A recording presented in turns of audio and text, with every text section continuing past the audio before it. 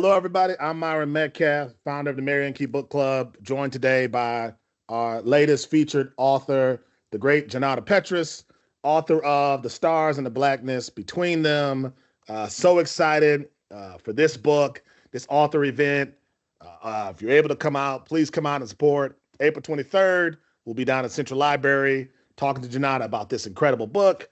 April 26th, we'll be at the Teen LitCon talking to some local youths about this book and the impact that it's had.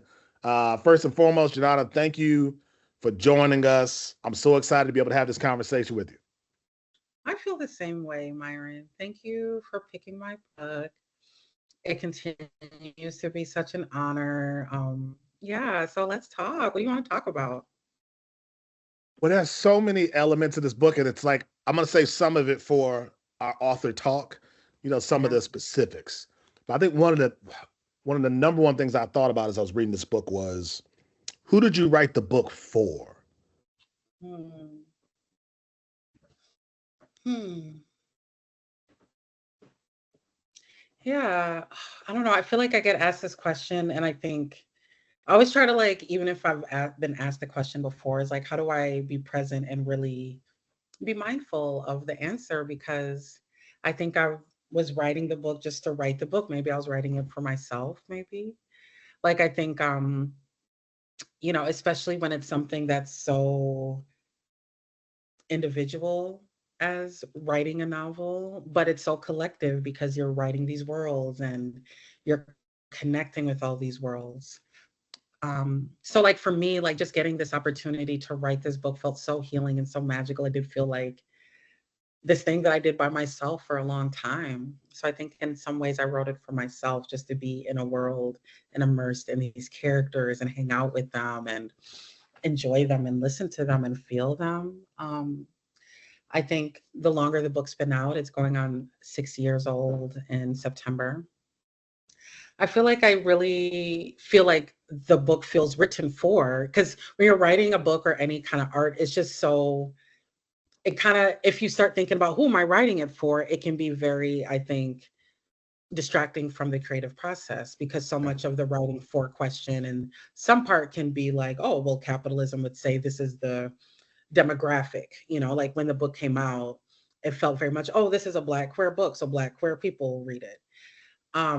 But I feel like this book really has spoken to people who've dealt with long-term illness, you know, people who've navigated queer friendships or friendships with like deep love and connection. I feel like this book feels written for those who want to connect to who they are sensually, who they are spiritually.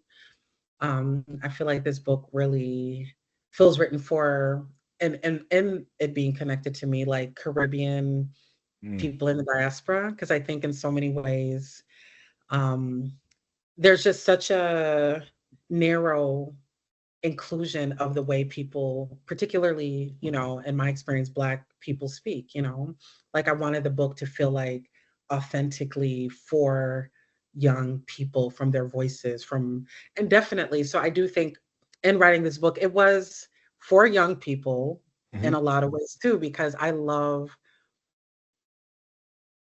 yeah, I don't know, something about that adolescence teen zone, I feel kind of like spiritually bonded to myself. So I really have really, been deeply impacted by my opportunities of being working with young people all through these years. So yeah, I don't know. Maybe that was too existential, but I was like, No, let me really try to answer the question from this moment. no, that's perfect. No, I think I wondered that. I think sometimes as authors, we write things that maybe we wish we would have had access to as we were experiencing some of Mm, these things, right? And the two characters, the two main characters, the two young women in this book. I think what's so fascinating to me and what I've thought about as reading it is the definition of home. And I, mm, I think home is often a physical place, right? That's kind of how we imagine it. It's kind of how we're taught it often, right? But these are two young women who are experiencing things that are uprooting the physical component of what home is, but yet within their relationships, there is home. Within their connection, to the greater world, they're finding this sense of home. Why was it important to you to tell this story through that lens of, these two young women, their lives, and then their really specific, beautiful, amazing love for one another that carries through the entire book? Mm. I love what you just said about home not always being these like physical embodiments, but maybe physical embodiments in other people in certain relationships and not. I think especially when you think about Black people, we've had such kind of there's been so many times where we've been displaced. There's so many ways that our communities, especially when they're thriving and doing well, became targeted for displacement. um, and I think so many times home had to be found in others and those who love us, those who see us, those who witness us. And I think also with queerness, there's a way that home can be displaced from family. It's not Mm-hmm. always your family, or it may not always be your parents. Like, I really wanted to um, acknowledge that there's places in the world where queer kids aren't accepted, including the United States. And I think in this moment, we're seeing that. I wanted to be mindful that there's a way that the United States likes to act like, oh, we're the ones who are so enlightened around LGBTQIA things, and the rest of the world, particularly places like the Caribbean, are so behind. And I wanted to show this person, Queenie, the grandmother, who's actually like, I'm home for Audrey, even if Audrey's away from me. And I think there's a lot of ways that yeah, in writing this book, I wanted to validate relationships that are platonic relationships. Like, there's this young woman I spoke to in Trinidad who talked about the importance of romantic platonic bonds in her life. Because I think in our society, there's this intensity around, like, you know, sexuality and it being sexual, and relationships being, validated in romance and sexuality. And I think so much of my friendships were so romantic and grounded in care. And yeah, I love writing that. And I like, so many people have been like, who've read the book, talk about the ways that it's invited them into remembering the importance of sensuality and, the longing for that in their own lives. So yeah. Yeah, no, I think it's really amazing just to see the way you talk about relationships. I think it's important what you just said, like platonic bonds, especially in a society that you sort of reach a certain age and everything is like who you're partnered with, right? You almost like it becomes sort of the theme of life, but just to see so many important relationships in this book and how they evolve. And I think also just the idea of, and you kind of spoke to this, like family can be so many different things. I tell Mhm. my daughters that all the time. It's like, your homegirl, that's your sister. That is a bond you have that you'll have probably for life, hopefully. It may not constitute family, but that is a part of your family and therefore our family. This book has put you also on some of these lists around the country where there are individuals who don't want stories to be told about Black queer love, about the LGBTQ plus community. They want to take these books out of libraries and schools, and anytime something like this comes up, there are these groups that say, "I don't want my children to have access to this." How have you handled that component of this, knowing that there is a movement against books just like this one from some very influential people around this country? Yeah, I think in some ways I'm definitely just focused on, like, I just haven't changed how I feel. Like, I'm still gonna write what I write. I'm still gonna make sure as many people who resonate with this book will.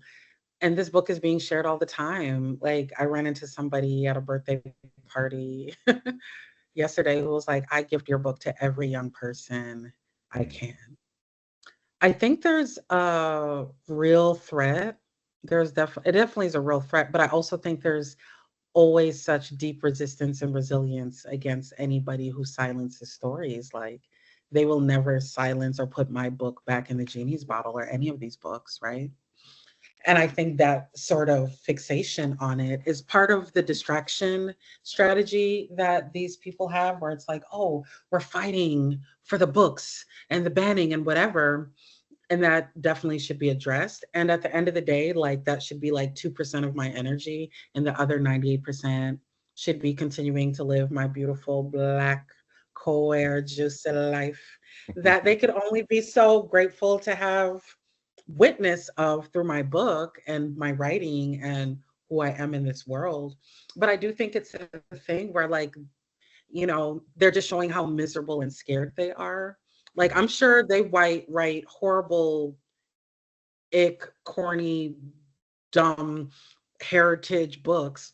I ain't going out my way to ban them corny shits that are probably filled with lies, and that like brainwash our children. Like I was so brainwashed as a kid reading some of the books I read, right? But I ain't put my energy there. You know what I mean? All of this is strategy to get us distracted. So I do like to put out, I mean, and don't put me on a list that Toni Morrison and James Baldwin is on. Like, I'm gonna be really starting to feel myself. Like everybody who's a baddie, you know what I'm saying? Like they kind of gassed me, low key. Yeah, for sure. So, that's how I kind of feel about it. I respect that. I respect that 100%. So obviously we have this author event I'm looking forward to.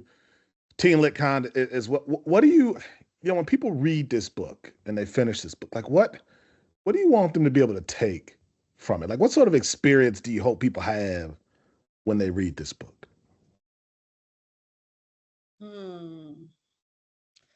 I want them to remember nourishment. I want them to remember connection and longing, kind of that longing that is filled when you don't fill your day and your life with a whole bunch of things. When you're like, wow, I just get to be in this space of longing and connection and existential spiritual curiosity. I want it to make them want to bring people who they want to be closer to them.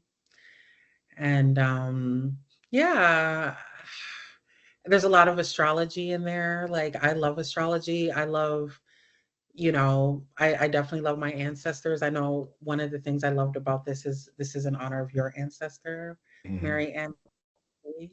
So I feel like people being curious about their ancestors, curious about whatever kind of spirituality they have, and not in this way where it's needing to like judge or distance from others, but to actually see that to be alive is very cosmic and ineffable. And I think these are times that are trying to get us small and become soldiers for the capitalistic army of fascism that these masturbatory billionaires are trying to douse us in. And I want people to see themselves beyond beyond it all in their own glory and sweetness. Yeah, I love the cosmic and the spirituality element because it reminds me of how spirituality has been such a beacon for our people across generations, across just, through so much adversity, through so many elements of, obstacles, and to still sustain this idea that there is something greater. I think it's just such a beautiful thing. And obviously this book it's so many incredible things I can't wait to talk to you about. Such an incredible story. And we're going to have fun. We're going to laugh. Everyone's going to have a good time. And so looking forward to it. April 23rd, come down to Central Library. We will be there for our author event. And then the Teen LitCon conference as well, April 26th. All the details are on our website, the Marianne Key Book Club website through Hennepin County Library. Thanks to Star Tribune, friends at Hennepin County Library. We're looking forward to these events. Janata Petrus, Stars and the Blackness Between Them. Can't wait to talk to you about this book.